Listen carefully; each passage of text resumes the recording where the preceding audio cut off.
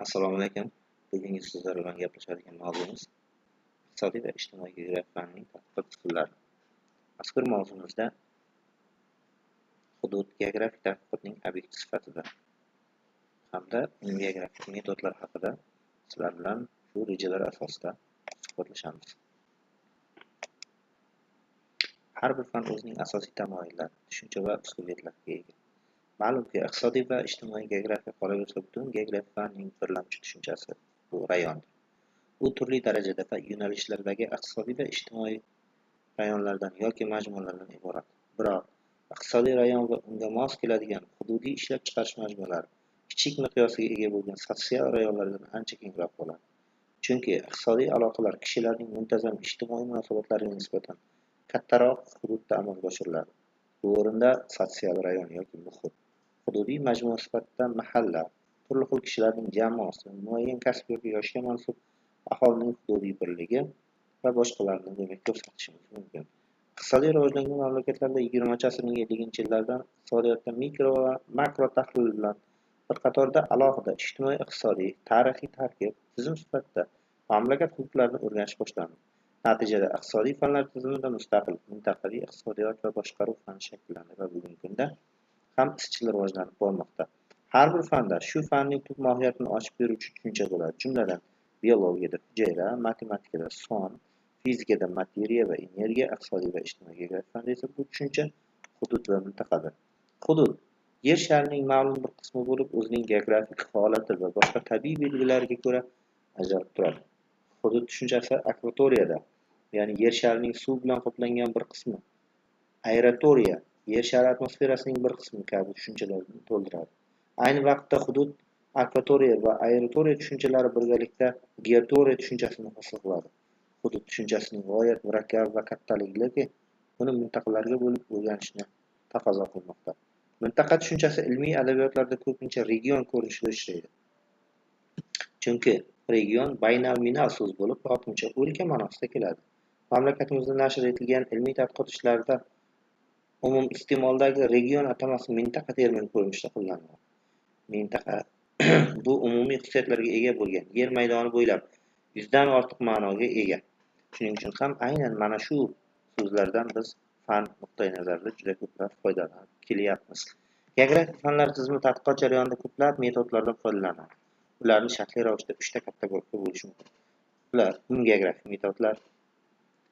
Geografik metodlar tarkibida kartografik, geografik taqqoslash, rayonlashtirish, kuzatuv, ekspeditsiya, modellashtirish, tarixiy tahlil kabi usullarni ko'rishimiz mumkin. Iqtisodiy geografiyaga xizmat qiluvchi metodlar: statistik tahlil, energiya ishlab chiqarish sikllari, mahalliylashtirish, fanlararo integrativ metodlarga klassifikatsiya va tipologiya, tizim tarkib, maqsadga dasturli yondashuv, maqsadga muammoli yondashuv, anketa so'rovnoma, ekspert baholash, ekstrapolyatsiya, yosh silchitish metodi, intervyu, suhbat tahlil metodlarini biz ko'rishimiz mumkin. Geografiya fanining muqaddimasi ham, xotimasi ham xarita bilan chambarchas bog'liq. Shuning uchun kartografik metodni ham biz yodimizdan chiqarmasligimiz kerak ekan. Kartalarda ko'proq biz ishlatadigan o'sha masshtabli va tematik sohalarga yo'nalgan kartalardan foydalanishimiz mumkin. Demak, shunday qilib xaritalar tadqiqot usullari qatorida birinchi o'rinda turadi. Bu geografiya fanining bosh tamoyili hududiylikka mos keladi. Ayni paytda geografik taqqoslash usuli ham juda katta ahamiyatga ega. Har bir sohada geografik fanning dastlabki birinchi metodi sifatida ham aynan kartalashtirishni ko'rishimiz mumkin. Sababi kishilar karta tuzish va ulardan foydalanishdan oldin ma'lum bir joydan ikkinchi joyga taqqoslab o'rganish mumkin. Hudud avvalo xarita yordamida, uning boshqa hududdan farqlanuvchi tomonlari esa asosan taqqoslash usuli orqali aniqlanadi. Ammo taqqoslash ham xaritasida amalga oshmaydi.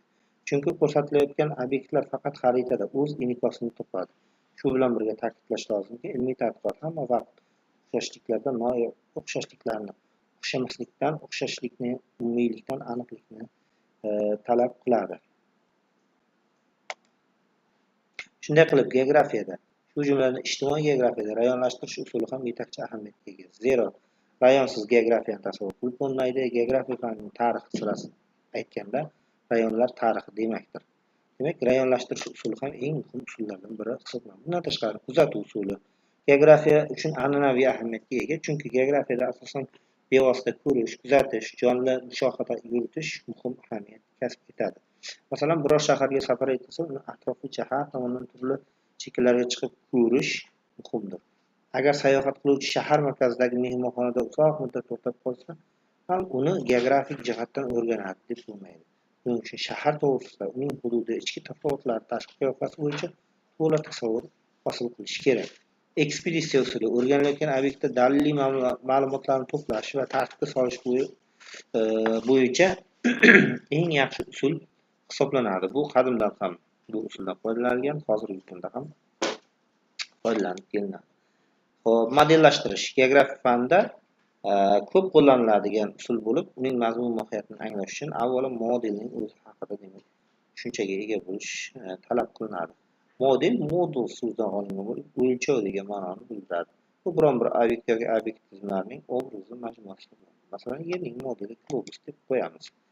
Tarixiy tahlil metodi tadqiqot mavzusidan kelib chiqishi yoki evolyutsiyasiga qaratilgan bo'lib, vaqt va bosqich xronologiyasiga asoslanadi. Bu usul yordamida voqea va hodisalarning makonda sodir bo'lishi, zamonda evolyutsiyasi tarixiy nuqtai nazardan tahlil qilinadi. Asosan bu usuldan ilmiy tadqiqot ishlarida kengroq foydalaniladi. E'tiborlaringizga rahmat.